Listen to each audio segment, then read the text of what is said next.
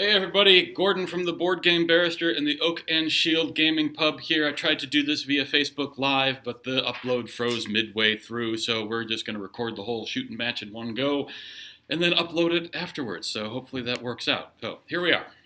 Today is Monday, March 23rd, and Governor Tony Evers has, wisely, I believe, announced that all non-essential businesses will be closed effective tomorrow. Now, I know. Games and toys and puzzles, they're going to be essential, really, for a lot of us to make it through to the other side. We're going to need that engagement, and we're going to need that. It's going to be important. But it's also true that the Board Game Barrister stores and the Oak and Shield Gaming Pub themselves are not essential at this time. So all locations will be closed as of this evening, and they will not reopen until this is over. Now, while Governor Evers says that the details will be announced tomorrow, similar orders in other states have allowed for the delivery of food from restaurants. So that's good. We have a restaurant, we're going to do some delivery, and we have been offering delivery of our regular menu to a limited area for some time. We're going to continue to do so, currently through Grubhub and soon through Eat Street. Now, why are we making the switch to Eat Street? Because we can use our own drivers, and any work that we can create for our own staff right now really is a good thing. But also, it means that we can add games to your delivery order. We've had games for sale at the pub for a couple of months now, a long time coming, but finally happened, and you can add them to your order, and we'll bring them to you. So we will, and even better than that, we'll keep bringing games from our warehouse to the pub so you can have more and more choices to add to your delivery order. Unfortunately, the area of the city that we can reasonably deliver to is pretty limited, right? We have hot food, it's great, and it spends too long in the car, it gets cold and less amazing. So that's not a real big area. But we want to expand that area to the whole county, and to do that, Eddie has put together several heat and serve options. So we're going to pre-cook trays of food, we're going to cool them down, and we'll deliver them out to you anywhere right now in the county.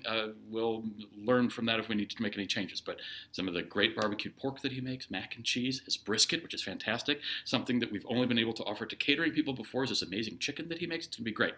You'll order it by the pound, you'll heat it up in your oven, and then you can have a great dinner at home. And you can do so with a game if you want, because when we're out delivering the heat and serve trays, we'll make stops at the stores. They're closed, but we'll pop in and pull games off our shelves to bring you the full selection that we have available.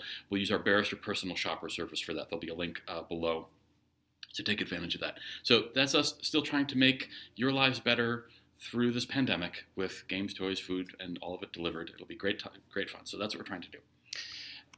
Now let me go off script here for a little bit. Why are we doing this? I don't mean why as, what side here, why is the Board Game Barrister, trying to deliver food to you. I'm talking about why as society are we closing all the businesses, right? We're doing it not out of fear. We're not afraid of this virus. We're doing it out of love. We're doing it out of love for all of us so that we can all make it through to the other side. Stay with me through a thought experiment. Okay, so we have a limited number of ICU beds, intensive care unit beds. For the purposes of this experiment, I'm going to say 100. I don't know the real number, but we're going to say 100. If you raise your hand if you've been in the ICU or know someone who's been in the ICU, it's a scary time. Okay. Most of the time you're going to make it through. We've got great technology, we've got great doctors. Going to the ICU only needs to be scary. It doesn't need to be fatal. Okay? But what happens if you couldn't go to the ICU for whatever reason? Then things look really bad, right? And you probably aren't going to make it, right? There's a reason that we have all that technology. It's to save you from the difference of probably not going to make it to good chance of making it. That's why they're there.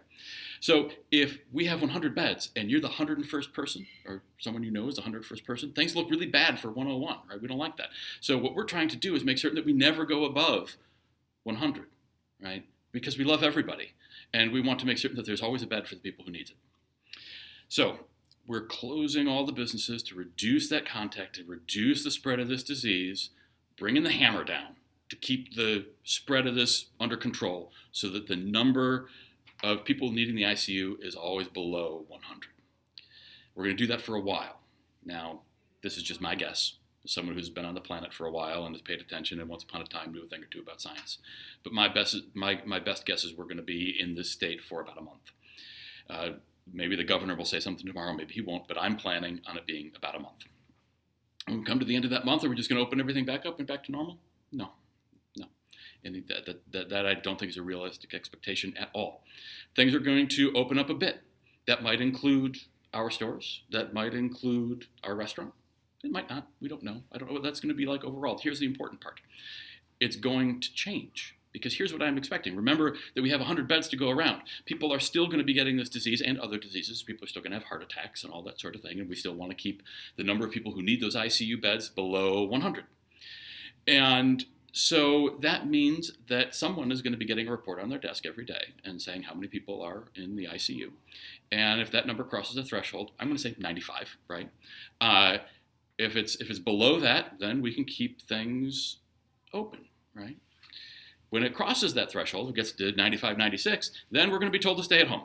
All right, that order is going to come back out again. It's going to be, hey, everybody, spread has gotten, we have a little hot spot here, so everybody stay at home for the next week. And I think that's what we're going to be living under for the next, how long, right? Until there's a vaccine.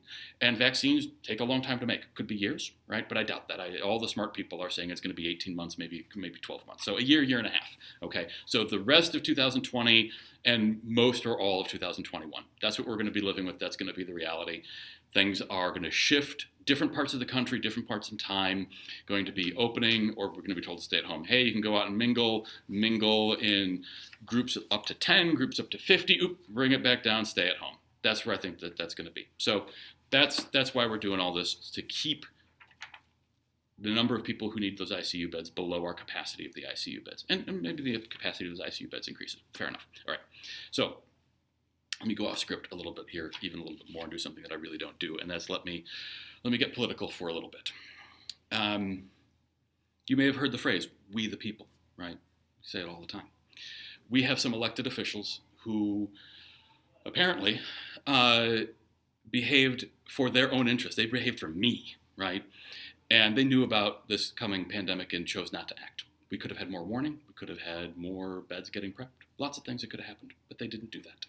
There will be a reckoning. And I'm looking at you, Senator Johnson, and other parts of the country, Senator Burr. There's going to be a reckoning.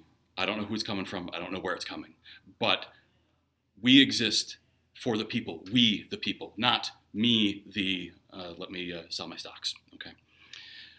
But let me do what I do, and that's look at the big picture a little bit more than that, because focusing on just those individual actions, that's really, I think, missing the point. Really, what led us here to have those sorts of people be our elected officials and the like is the teamification of politics. Now, what do I mean by that? It's all well and good to say, go Pack, go, the Bears still suck, right? We've all heard it, we've all said it, that's great. Fine, sports, it's our teams, right? Root for your team, we want them to win. Let's go one step further than that, though, and that is ooh, gosh, that was an illegal hit, that was a tough one, shouldn't have happened. But that was for our guys, that's okay, right? Helps us win the game. That probably actually isn't even okay in sports, but it's definitely not okay when we take the analog into politics, right? Go Red, go, the Blues still suck, right? Okay, and then it's, ooh, well, that's pretty shady there, but it helped us win, that's okay, right? Like, as soon as we've done that, that's not okay at all, because you know what? There are no teams. COVID-19 shows us that there are no teams, right? It's all of us. It's we, the people. That's what it's all about. And this teamification of politics, it has led to the gutting of our safeguards, our ability to respond, all of this stuff that we're seeing that we could have been prepared for that we're not able to do because we're too busy trying to win the game. It's not a game, right? This is life. This is what we're doing. The games are the diversion for the lives that we are leading. The people that we're electing, that's for the actual life. Like, that's not the game. There's no team to root for, okay? So if you contributed to that teamification of politics, if you are a politician who is too busy trying to just win for your team and tarnish the other team, remember, there are no teams, it's all of us. And if that's really what you want to be engaging in, maybe go get a sports job, right? I'm just saying. You shouldn't be in politics anymore. If you in the media, and there are a bunch of you, okay, who contributed to this, who's too busy saying, hey, you know what? These guys over here, they're no good, and let's support this because it happened to be people who came out of our team, whatever it might be. Like, you are contributing to the gutting of society. Stop. You have a microphone. You have a voice. You have an audience. Be educational. Get into the nuance. There's good things that can be done here. And merely reducing it to go Pack, go, the Bears still suck. Like, we have the NFL for that. Okay, you can do better. So to wrap it all back up, we're in a spot. all of us together. And we're going to get through it.